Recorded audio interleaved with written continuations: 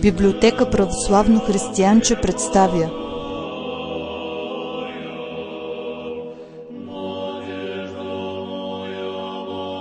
Свети Йоан Кронщадтски чудотворец.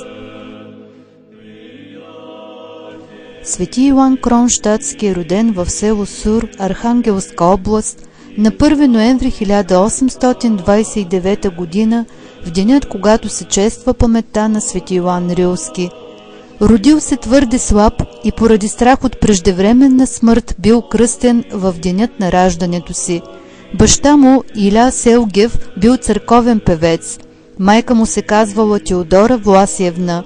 Дядото, както и повечето прадеди по бащина линия, били свещеници в продължение на 350 години. Боледувал твърде често и много пъти бил накосан от смъртта. Той виждал как майка му се моли за живота му и това оставило дълбок отпечатък в неговата душа. Като поотраснал, показвал изключителна чувствителност към човешката мъка и нещастие. Забелязвайки тази негова черта, съселените му го молили да се моли за тях, което той правил на драго сърце.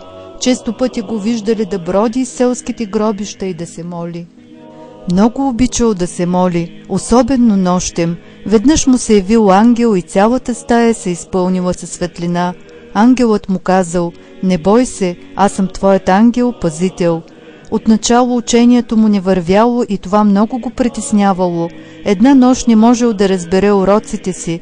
Изведнъж, пише той, аз паднах на колене и започнах горещо да се моля на Бога, който според думите на светия апостол Яков щедро дава на всеки. Дълго ли съм стоял така, не помня, но изведнъж, като че ли ме разтресе, като че ли ми се откри разума, на душата ми стана светло и аз ясно си спомних урока, който учителят ни бе задал през деня. От тук нататък той става един от първите ученици и успешно завършва средно и висше духовно училище.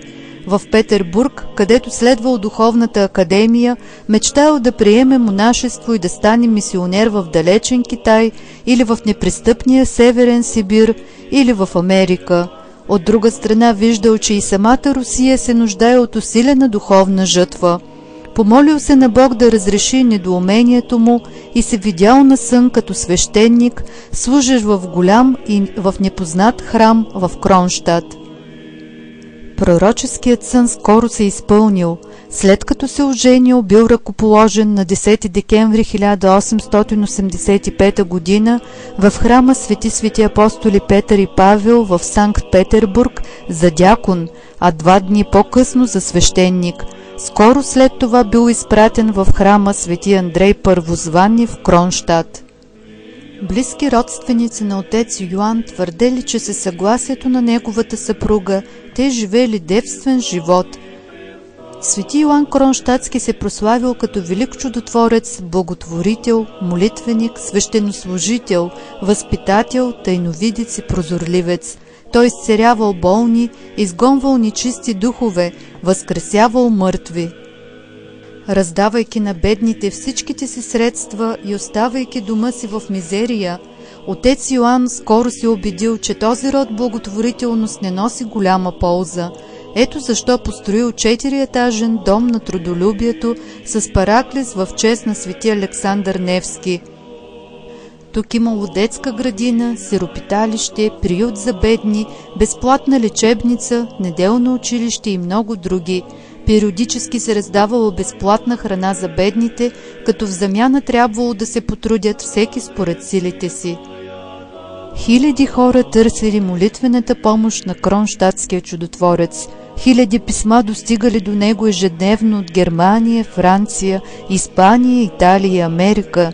Отец Йоан нямал физическа възможност да изповядва всеки го по-отделно и затова практикувал и общата изповед, която давала поразителни резултати.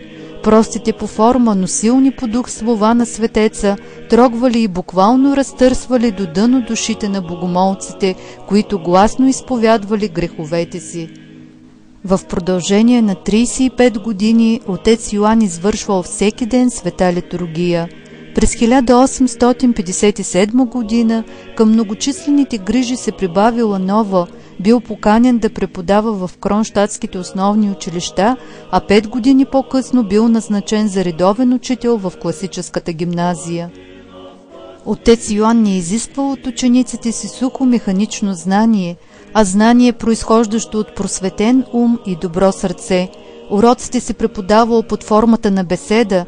В целият клас нямало нито един ученик, който да не го слуша. След всеки добър отговор казвал: „Благодаря ти, добро чадо“.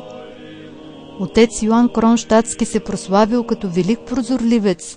Той предсказал и нееднократно своята кончина. Повече от 10 години преди това, при полагане на нов храм в Кронщадт, той казал: „Когато построят стените на новият храм до стрехата, вече няма да стана“. Точно така и станало. Свети Йоан Кронщадтски предал Богу дух през 1908 година.